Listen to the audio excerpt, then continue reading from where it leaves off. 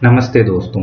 आज मैं आपको मल्टीप्लिकेशन का एक ऐसा ट्रिक सिखाऊंगा जो कि आपको आगे आने वाले समय में हमेशा ये यूजफुल रहेगा।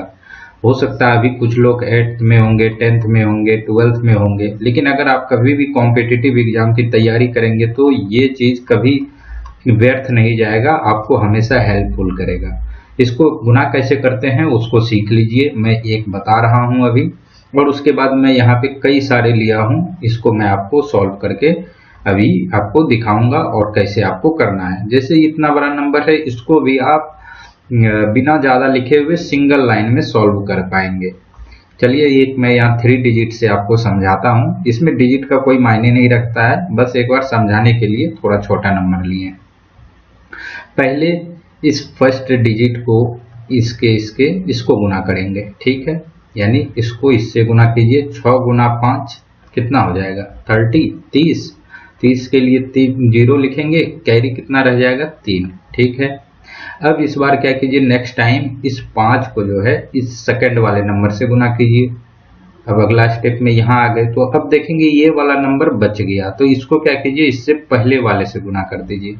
तो 5 गुना 2 10 हो जाएगा, और 6 गुना 2 12। 12 और 10 को दोनों को जोड़ दीजिए तो कितना हो जाएगा? 22। और ये पहले का 3, तो 22 3 25 का 5, और कैरी इस बार कितना रह जाएगा? 2।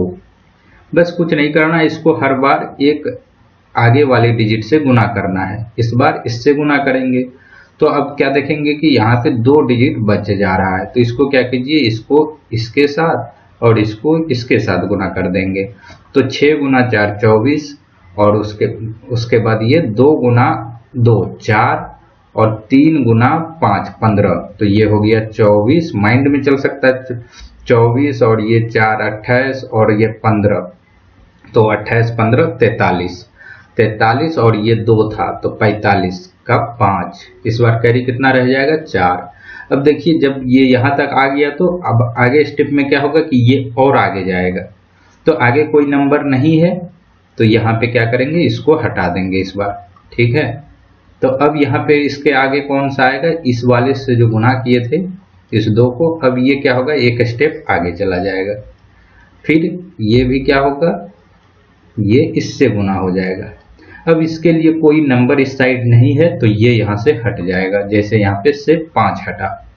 तो अब इन दोनों को गुना करके फिर जोड़ दीजिए। 2 गुना 4 8, और 3 गुना 2 6, तो 8 6 14, और 4 पहले का था 18 का 8, कैरी कितना रहा इस बार? 1। अब फिर ये एक स्टेप आगे जाएगा, तो आगे कोई नंबर नहीं है तो ये हट जाएगा। तो इस बार क्या हो जाएगा, फिर ये 3 इस बार इससे गुना हो जाएगा, और इसके लिए इधर कोई नंबर नहीं है तो ये हट जाएगा। तो 3 गुना 4 कितना हो जाएगा? 12, और ये एक कैरी था 13 3। अब अगला स्टेप में 13 का 3 कैरी 1 रहेगा, लेकिन आगे स्टेप में देखेंगे कि इसके लिए आगे अब फिर कोई नंबर नहीं बचेगा, तो यानी ये भी अब खत्म हो गया। तो ये जो कैरी 1 था इसको यहीं पे लिख देंगे, तो ये आपका आंसर हो गया। आई होप आप इसको समझ गए होंगे। अब चलिए थोड़ा सा प्रैक्टिस करवाता हूँ आपको। तो सबसे पहले थोड़ा छोटा नंबर लेते हैं, यहाँ से आप करेंगे। जैसे क्या हो गया, 5 गुना 2 10, तो 10 के लिए 0 लिखेंगे, कैरी कितना रहेगा? 1। अब देखिए इसको माइंड में करते जाना है। अगला स्टेप में इसको आगे से गुना करेंगे, तो 5 गुना 1 5, और ये 2, तो 5 2 7, और यह एक कैरी 8, ठीक है। अब क्या होगा, ये आगे जाएगा, आगे कोई नंबर नहीं है तो ये खत्म हो जाएगा, और इस बार फिर क्या होगा कि ये वाला आगे जाएगा। तो 1 गुना 1 1, तो ये आ गया 1, तो 180 इसका आंसर हो गया। आई होप इसको आप समझ गए होंगे। चलिए एक और प्रैक्टिस करते हैं। इसको इससे गुना किए, 7 गुना 2 14, 4 कैरी 1। फिर अब इसको माइंड में ही करना है, क्योंकि फर्स्ट डिजिट लिखे हैं तो समझ में आ रहा है कि ये पहला वाला गुना हो चुका है।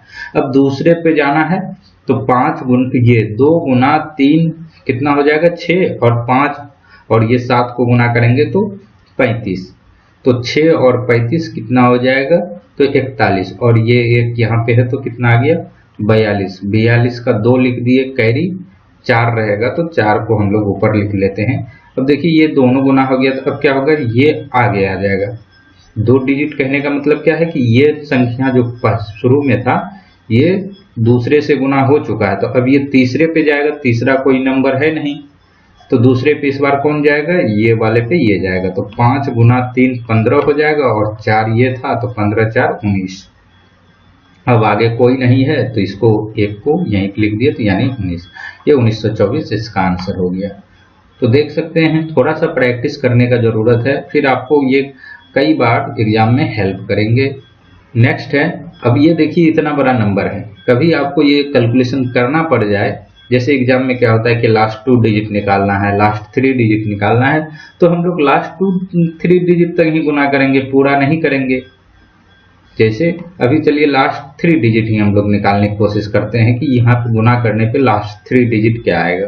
तो 1 को 3 से गुना करेंगे 3, ठीक है। अब ये दूसरे पे जाएगा, 3 गुना 1, सॉरी ये 2 है, 2 गुना 1 2 हो जाएगा, और 3 गुना 3 9 हो जाएगा, तो 9 और 2 11 का 1 कैरी रह गया 1। फिर इसको एक स्टेप आगे ले जाएंगे, तो 1 गुना 1 1 हो जाएगा, 2 गुना 3 6 हो जाएगा, तो 1 और 6 7 हो गया। फिर ये तीसरा वाला गुना हो जाएगा, तो ये भी 6 हो गया, तो 6 6 12 1 13, और ये कैरी पहले से था 14 के 4 कैरी 1। अब देखिए लास्ट 3 डिजिट 4 1 3 आ गया। अगर 4 ऑप्शन कहीं पे दिया रहेगा तो जो लास्ट के डिजिट जहां पे आपको मैच होगा वो उसको आंसर करेंगे। आगे फिर कर सकते हैं, इस 3 डिजिट का गुना कर लिए, इसका मतलब इस 1 को हम लोग यहाँ तक गुना कर चुके हैं। अब चौथे पे आएगा तो यहाँ पे आएगा, तो 1 गुना 3 करेंगे तो 3 आ जाएगा। फिर ये इसको करेंगे तो ये भी 3 आ जाएगा, और इसको करेंगे तो ये आ जाएगा 4 आ जाएगा।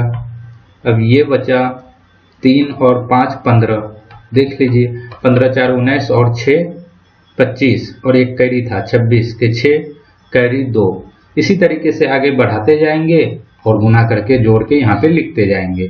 तो आई होप इसको आप समझ पाए होंगे। वीडियो अच्छा लगा तो वीडियो को लाइक कर दीजिए, चैनल को सब्सक्राइब कर लीजिए। बाकी ऐसे जो आपके लिए बेनिफिशियल हो, कुछ ट्रिक जो सभी लोगों को नहीं आता है, मैं आपको बताता रहूँगा। मिलते हैं नेक्स्ट वीडियो में, तब तक के लिए गुड बाय।